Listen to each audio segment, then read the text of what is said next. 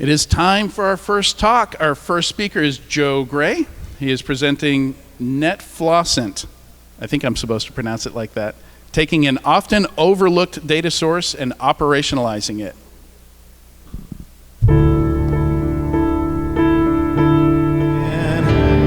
Gripping your pillow tight. So, thanks for coming to the talk. We've already had the mic drop, so my job here is done. So, it's been great. All jokes aside, thanks for coming out. Thanks for coming to the first B-Sides back in person. It's so good to actually have people nearby and not be communicating via Discord and GoToWebinar and Zoom and all of those fun things. Please have fun and be safe, but safety third, of course.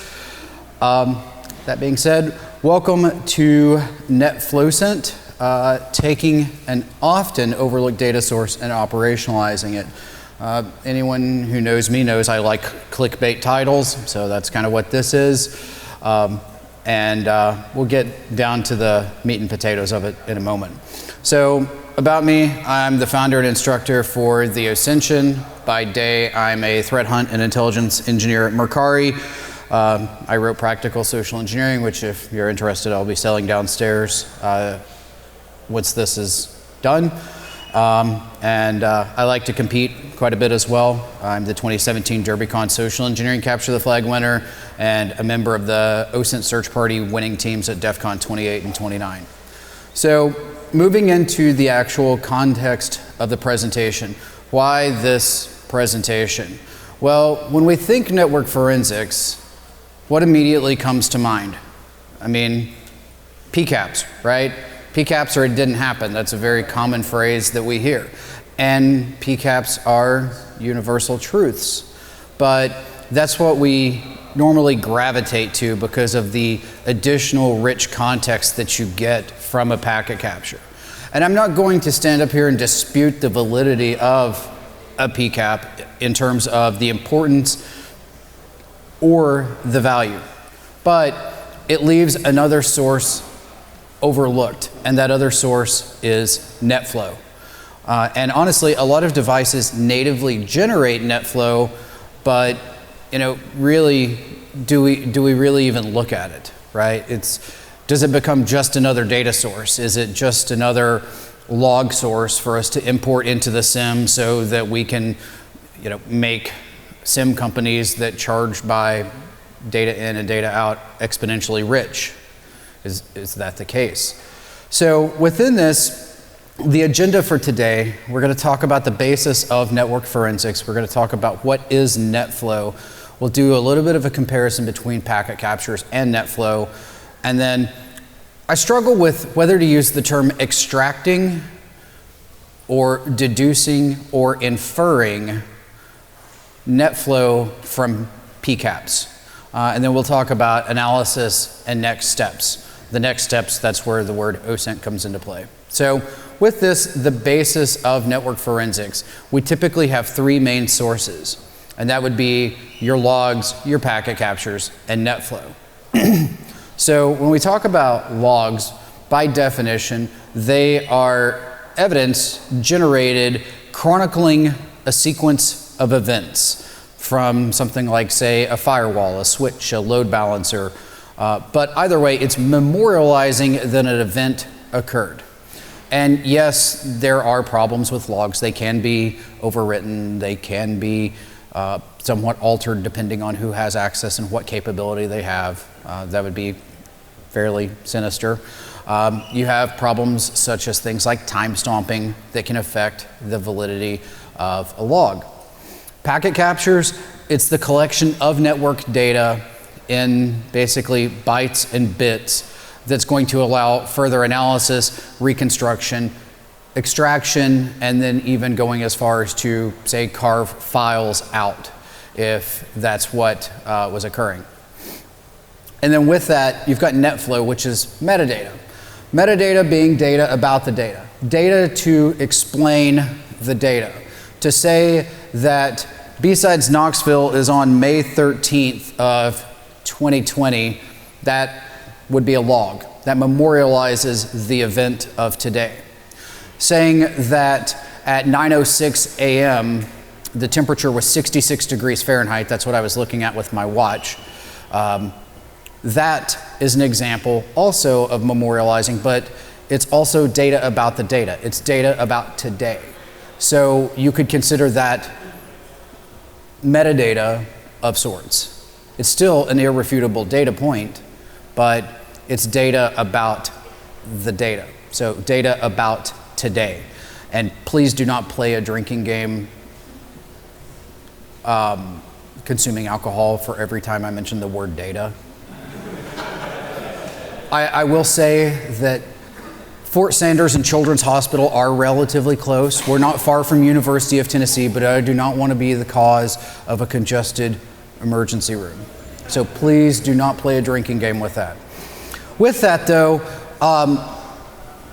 you can ascertain a lot of valuable insight from this NetFlow from two perspectives. The east-west, which would be your lateral movement, communications between two internal hosts, or your north-south, which would be internal to external or vice versa. So as we look at this, here are some of the pros and cons, and I've kind of already touched on some of this. Logs are great, and they are considered universal truths until they aren't, until they are stomped, until they are altered, until they are corrupted, until they are deleted. And oftentimes, anyone in here working in consulting, how many times have you went into a consulting engagement only to find out that logging is not properly configured? And if you do incident response, I'm going to say that you're probably going to say that you see that more often than if you do pen testing, right? Because unless someone is directing, and this is something that through my time doing OSINT full-time for about the last 5 years that I've learned, if there's not an explicit directive to say, thou shalt do this particular way, it typically is not even, I wouldn't even say minimum viable product, not even minimum viable security, right? If you want an example of that, look at the DMARC records for any given organization. Unless they're operating in the federal government, which is covered by Department of Homeland Security Binding Operating Directive 1801, which basically says you must have DMARC and it must be set to reject. Go and look at DMARC records. You're going to see so many that have a policy set to none. I can guarantee you that more than likely the reason that it is set that way is because someone said you have to be compliant with this framework, and this framework says you have to have a DMARC record. It doesn't say you have to be in quarantine or reject. It just says you have to have a record. So therefore, you're checking the box, but it accomplishes nothing, right? Logging is really no different, because the thing about logging is you have a coefficient of storage, time, and security that you also have to maintain with that. When I'm giving OSINT training and I'm talking to people who are just coming up through the ranks in OSINT, I have the conversation quite frequently of, if you collect it, you are obligated to secure it. If you collect it, you've got to store it.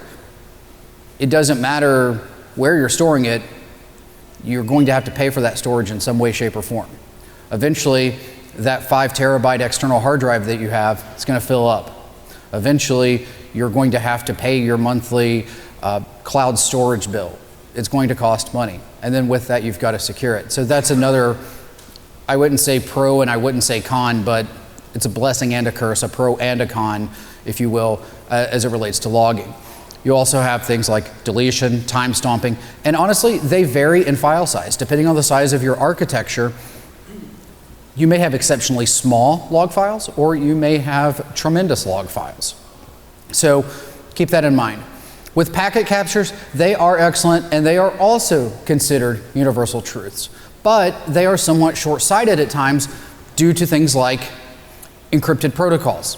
If you don't have the key to be able to decrypt encrypted communications, it's useless, right? You can see the traffic occurred. You can say, oh, well, this client was connected to a VPN, but you can't see what was going on in the VPN, right?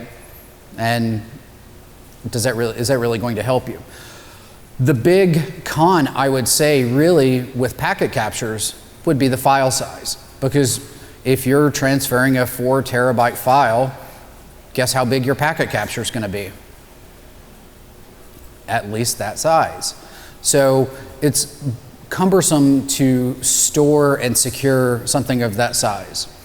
And honestly, using Wireshark, it's kind of difficult to natively do statistic analysis. You can do a lot of analysis. I am not going to tell you that Wireshark is not worth its weight in gold. And in fact, I'll actually say it's probably worth my weight in gold, since software really doesn't weigh anything, right? But that being said, you can't see the complete picture. So that leads us to Netflow. So it's often not used because the philosophy is, we've got logs, we've got Pcaps, why do we need this, right? But it's often comparable in size to log files, sometimes a little bit bigger, sometimes a little bit smaller, but it's definitely not the size of a packet capture. You do have less visibility. I'm going to put that out there for you right now. You have less visibility, but it is easy to analyze and perform that statistic analysis. So in talking about Netflow, we'll hit a brief history and then talk about Netflow versus IPFIX. So basically, it was introduced in 1996 by Cisco to collect traffic as it traverses an interface. As with many other things, it was designed with the purpose of troubleshooting. It's still used for troubleshooting. But I mean, look at how many other things that we use in a security context that was made for troubleshooting. For all you pen testers here, I mean, factor in that PS exec, if you're living off the land, was created for troubleshooting and remote system administration. So it's the use and the abuse case scenario. But with that, within Netflow, it requires 3 components. The exporter, the collector, and storage. So that's the 3 elements that you need. It's not going to affect your files, but if you're going to set up, quote, proper Netflow within your architecture, that's what you're going to need. So a device to export it, a device to collect it, possibly your SIM, and then of course, some place to store it. Comparing Netflow to IPFIX, we have several versions of Netflow. Version 5 is probably the most common. Through my research, I found that version 9 is probably the second most common. Basically, the thing that varies between it would be the names of the fields, and some have more fields than others. So you have other potentials for analysis with that. Technically, IPFIX has nothing to do with Netflow, but it at the same time is also technically called Netflow version 10. So one of those weird kind of legacy things, right? So with that, here are your standard fields for Netflow, pretty much universally across the board. If you've played with packet captures, these probably look familiar to you. So time, source and destination, IP and port, could be your IP protocol, your type of service. You could see it as bytes or packets or octets sent and received. So as we look at this,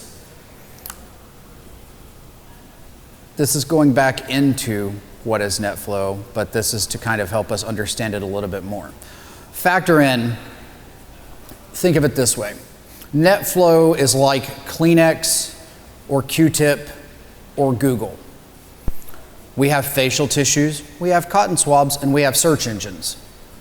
But the fact that I was on a sales call about 10 years ago with someone trying to sell a search appliance, and they were a competitor to Google, and they used Google as a verb when discussing their own product. It's kind of the same thing with Netflow, right? You have Netflow, you have IPFIX. At the end of the day, kind of think of it like a hammer. If you're a hammer, everything's a nail. So if you're doing this, everything's a Netflow. You can get into the weeds. If you're talking to the network administrators, network engineers, they're probably more apt than many to get bent out of shape about whether it's Netflow or IPFIX, but it's a semantics thing. So with that, you've got some RFCs to discuss it. but this is early in the morning, and normally I would not be awake this early. My workday normally starts at 11, but I'm not going to bore you with RFCs to put you to sleep this early. That would be more of a appropriate for closing time. So comparing PCAPs and NetFlow, right? NetFlow, it's going to abbreviate the story. It is the TLDR.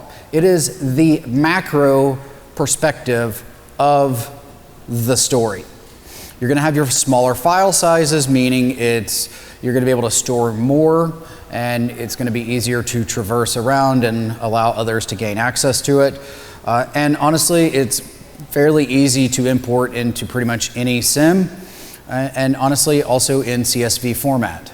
So with CSV format, the beautiful thing with that is, oh, well, I'm just doing independent research. I don't have a SIM. I don't have the ability to stand up something like ELK or Alien Vault OSIM or Graylog. How do I do this? It's like, it's a CSV. Do you have Excel, or do you have Python Pandas? Do you have OpenOffice?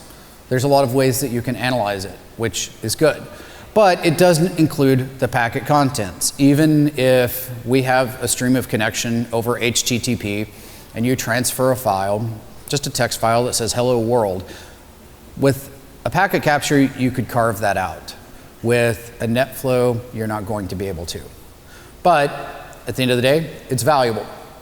Moving to packet captures. It tells the whole story.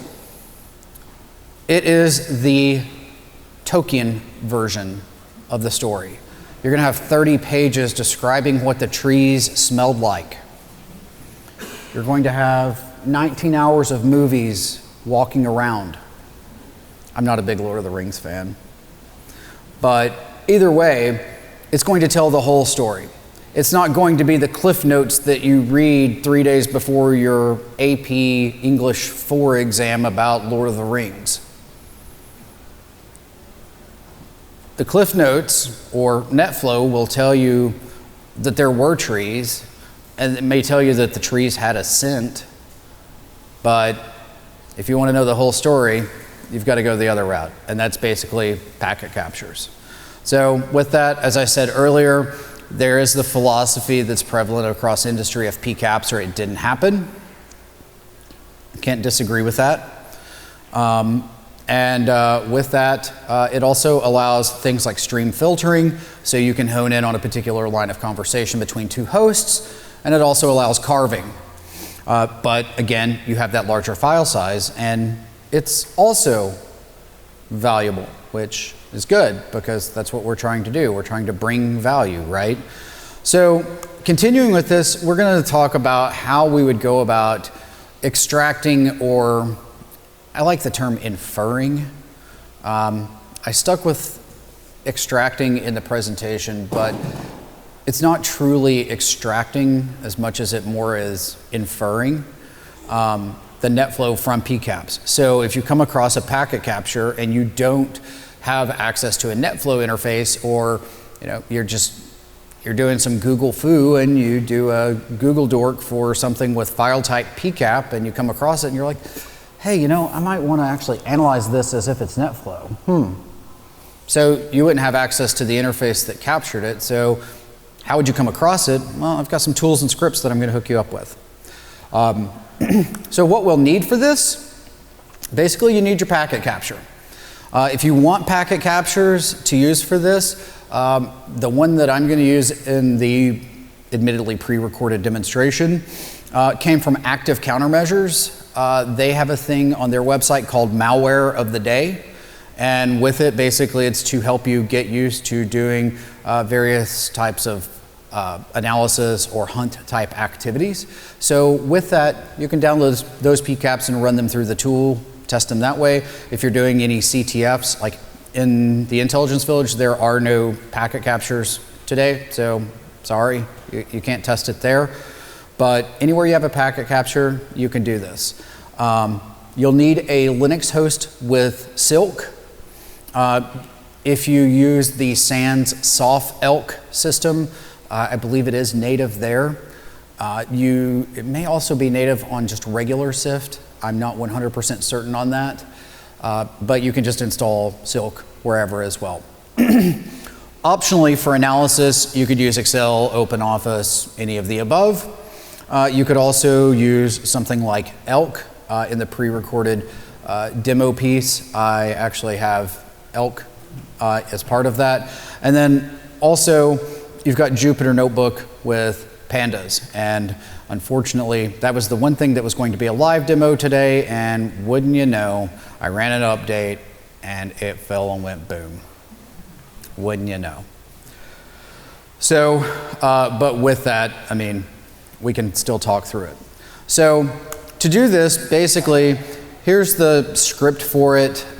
If anyone wants it, I'll share my contact info at the very end, and you can just either stop by the Intel Village or shoot me a message on Twitter or LinkedIn or whatever. I'll give you these commands, no big deal.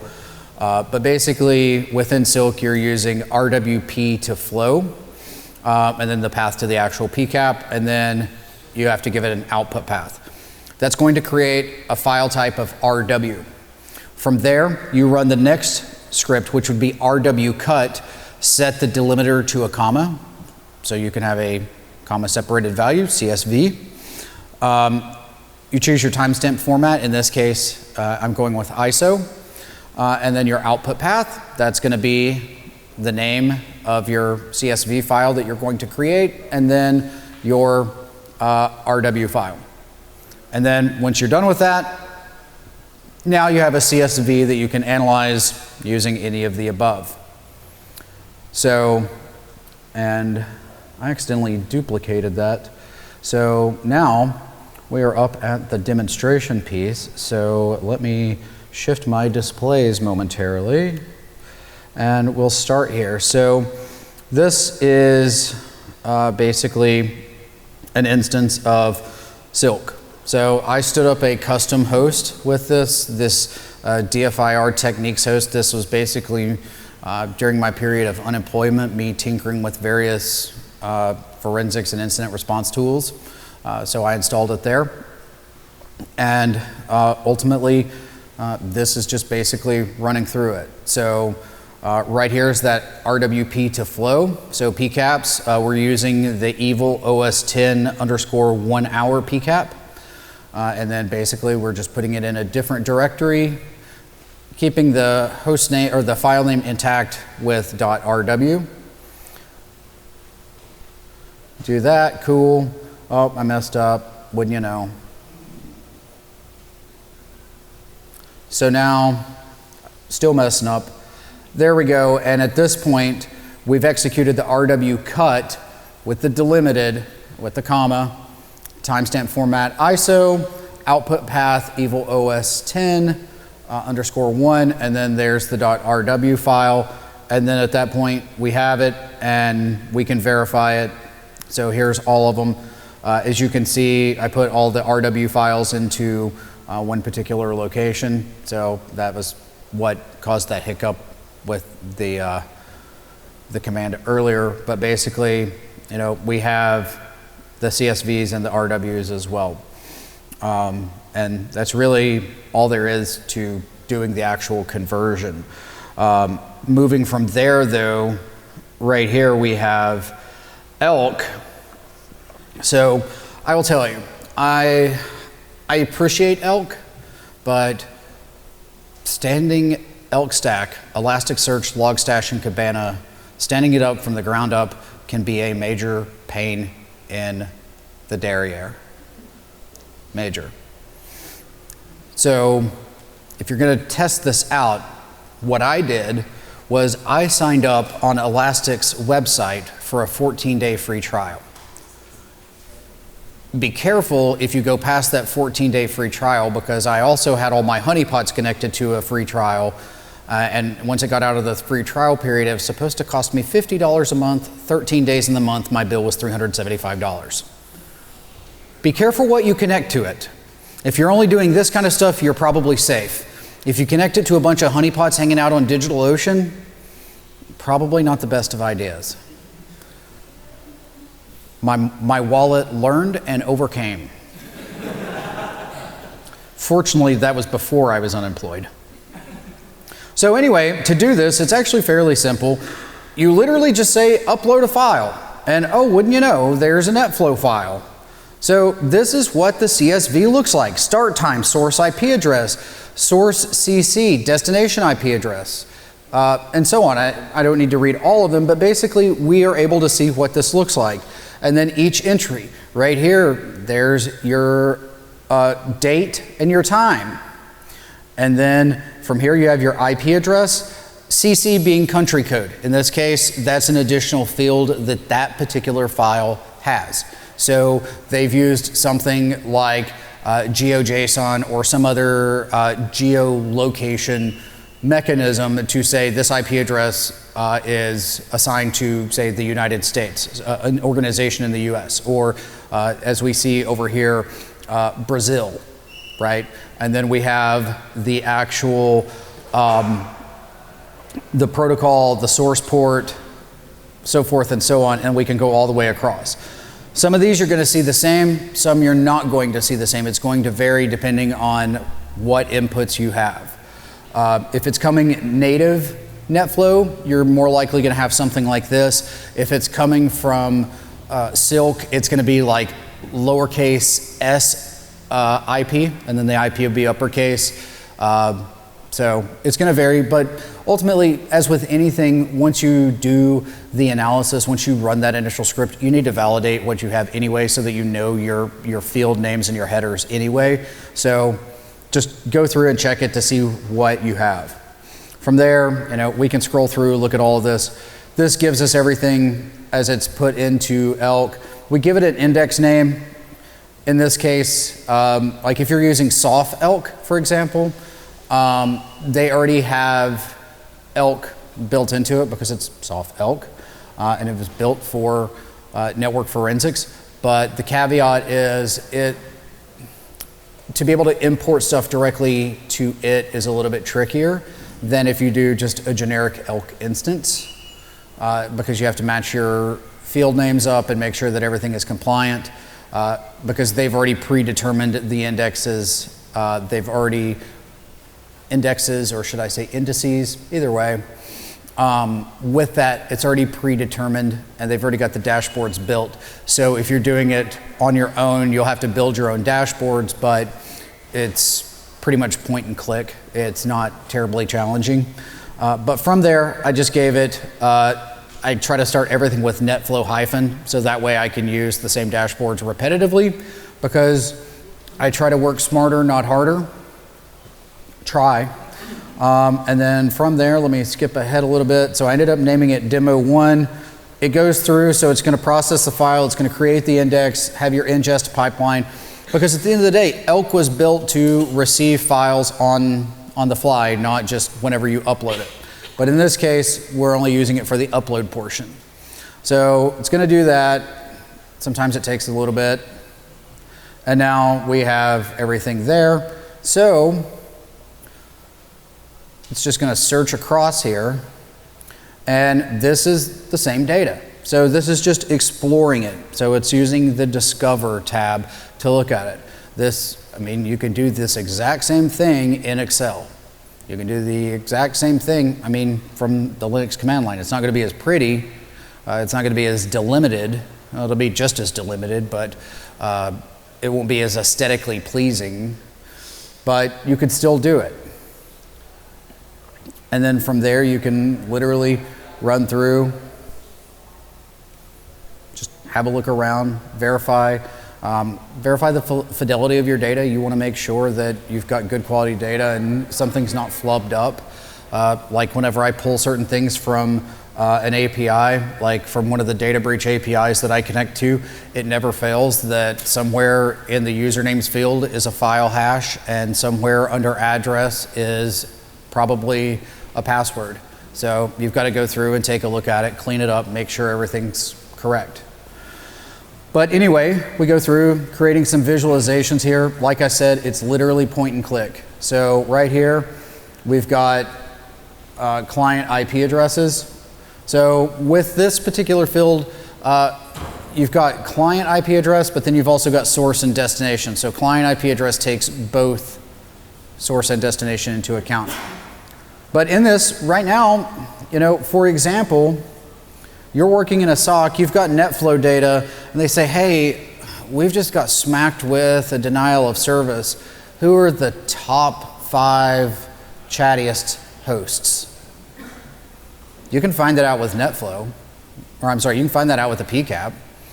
Honestly, your SIM should be able to tell you this, but for example, maybe you don't have a SIM, or you don't have access to the SIM, or you might just want a challenge.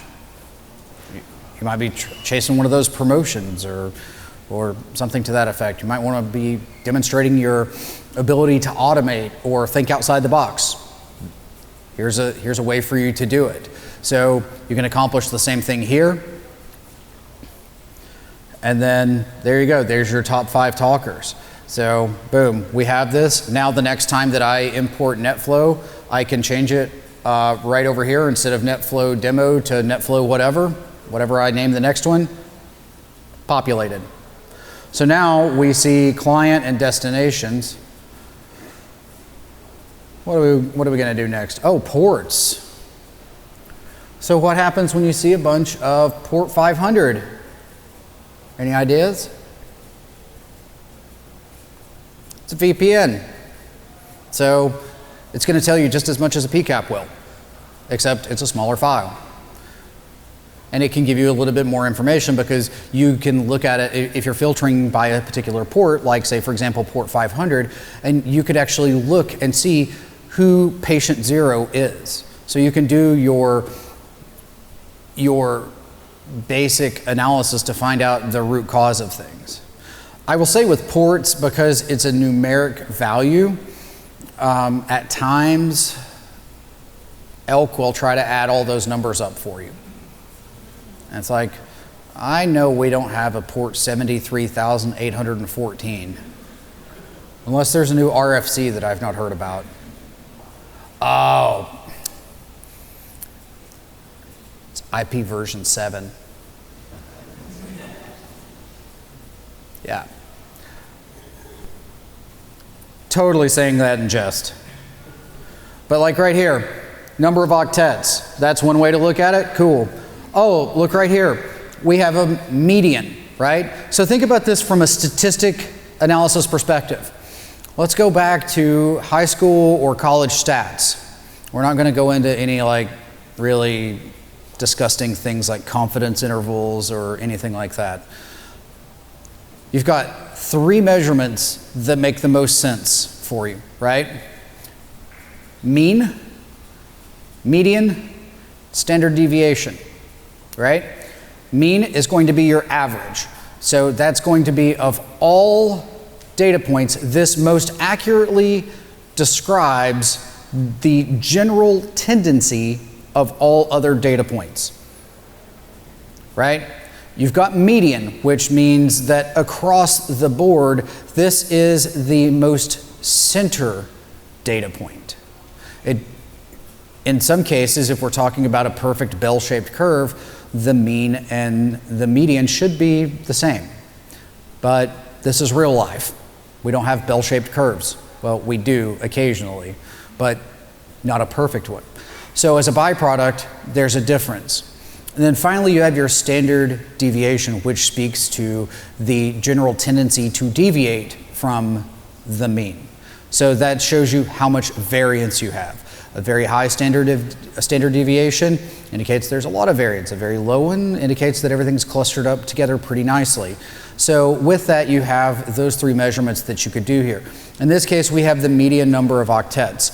That's indicative that in this Pcap, the average is 114,000 octets or bytes. So, all right, we have that, cool. Well, so there's the median again. So, just showing it different ways.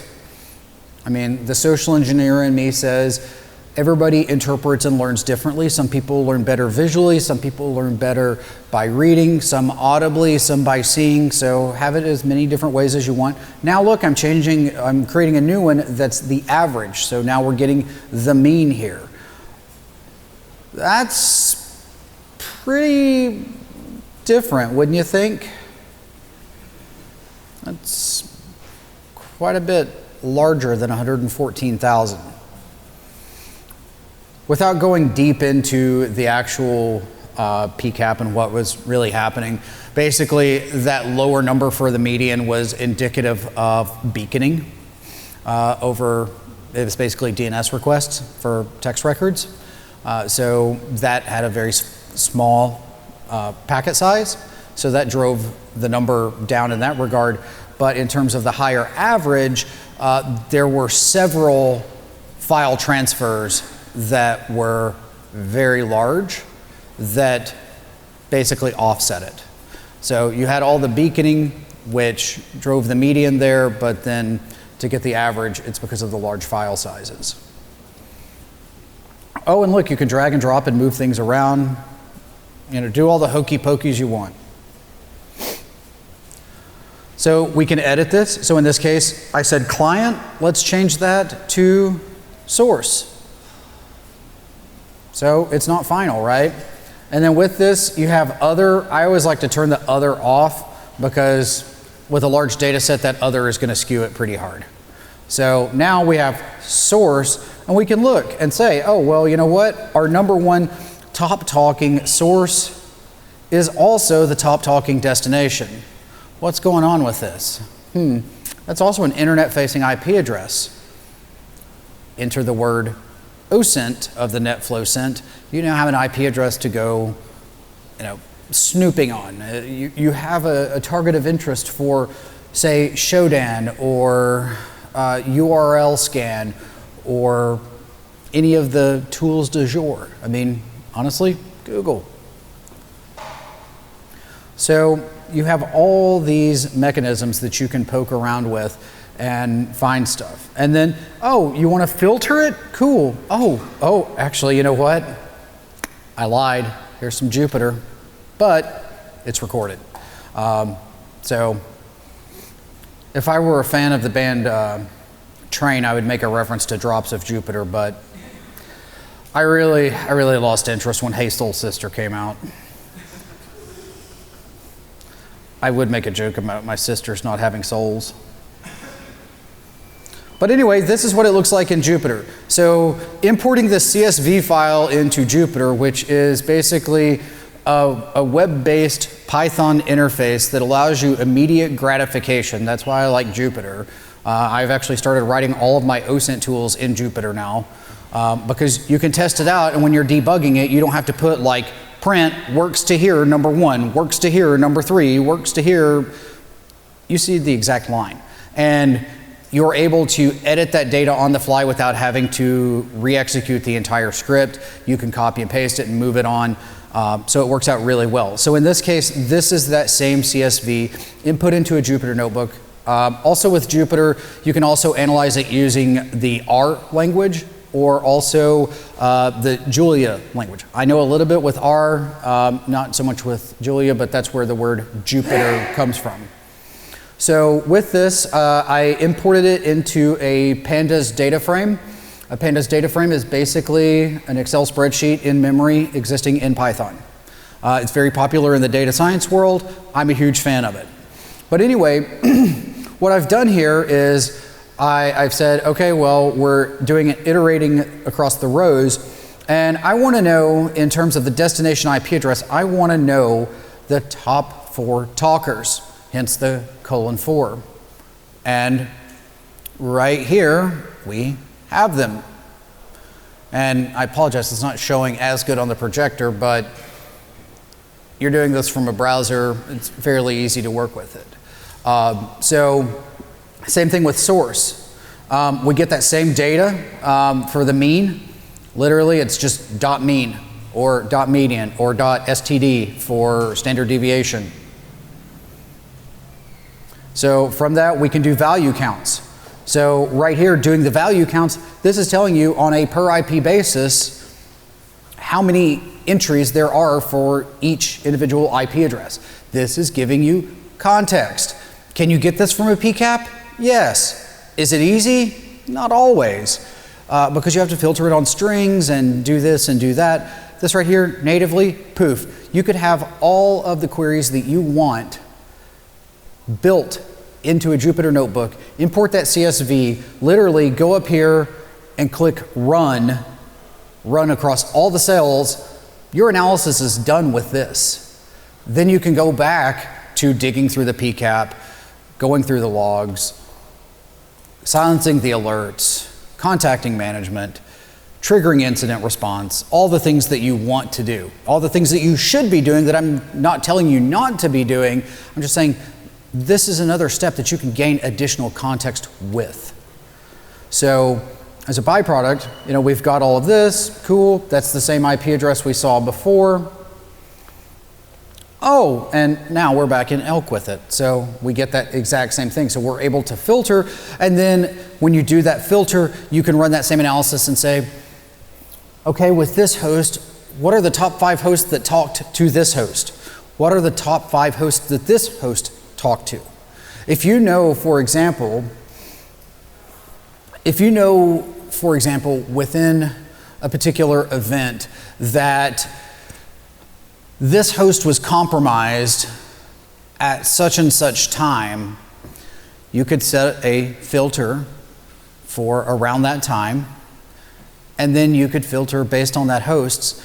And if you're trying to triage to determine which host you should either take off the network or investigate next, you now have context. You can do it with logs as well, but with a log, do you really care if the compromised host literally just pinged the other host?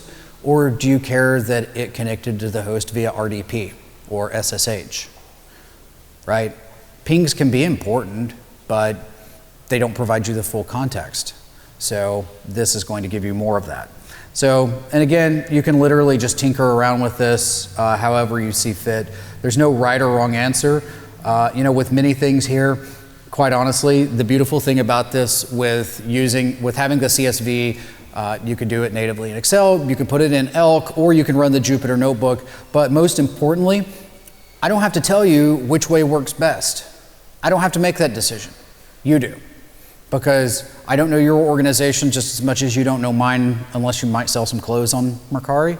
But at the end of the day, what it boils down to is you can make it your own. You can build your own queries, you can have your own dashboards, and honestly, you can make yourself look like a rock star doing some of this. So with that,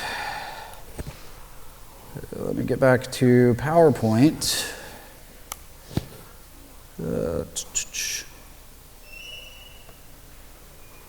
So with that, we've looked through it. Just to reiterate here, you've got Excel, you already have it, right? We've already talked about this. With ELK, I'm not saying that Excel cannot provide visualization. I'm not saying that Jupyter cannot provide visualization. Both can. It's just a little bit heavier of a lift. So if you use ELK, you've got the native capability of visualization.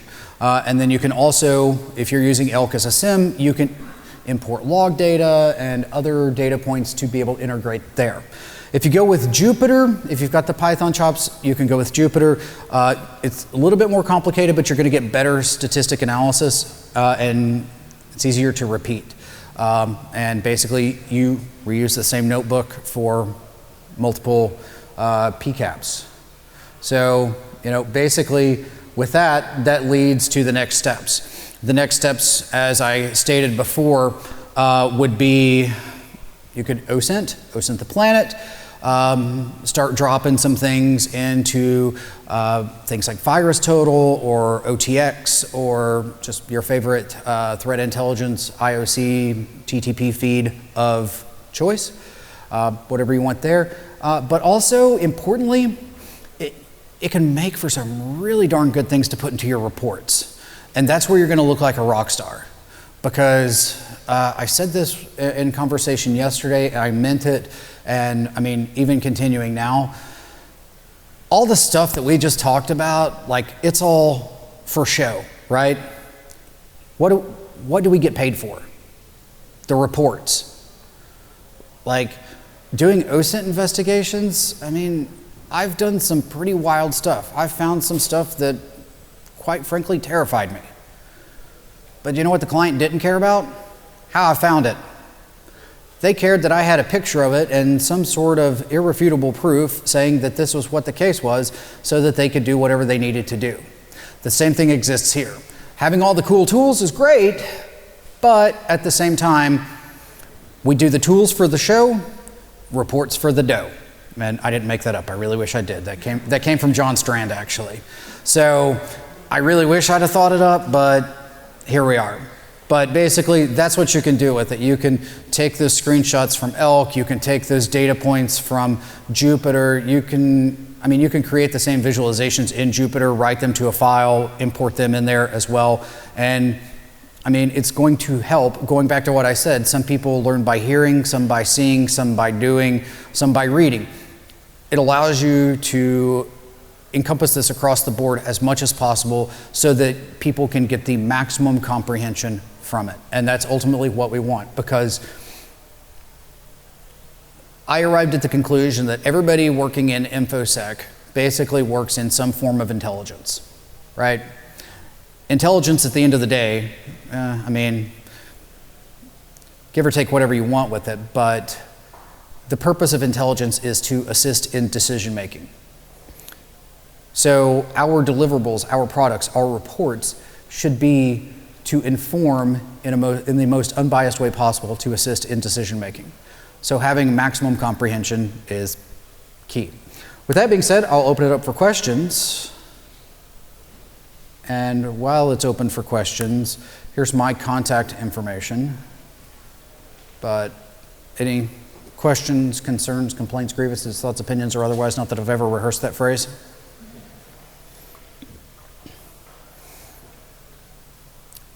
Okay, I'll leave this up for a moment. And with that being said, we've got the book signings in the Intelligence Village downstairs.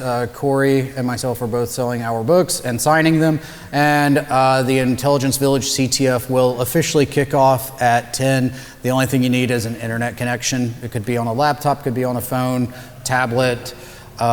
We're in Knox County, so I don't think you have too much to worry about with IP over AV and carrier. If we were a little bit closer to like Monroe County, it might be a little bit of a problem. I joke because my mom lives down in that area and has DSL and it's awful. I was like, you got to get your neighbors to stop hunting your IP over AV and carriers. Your neighbors keep shooting your carriers out of the sky. But anyway, that's that. If there are no questions, thanks everyone for coming out. Thanks for your patience, and have a blast. If I can be of any assistance, I will be in the Intelligence Village pretty much all day. Thanks.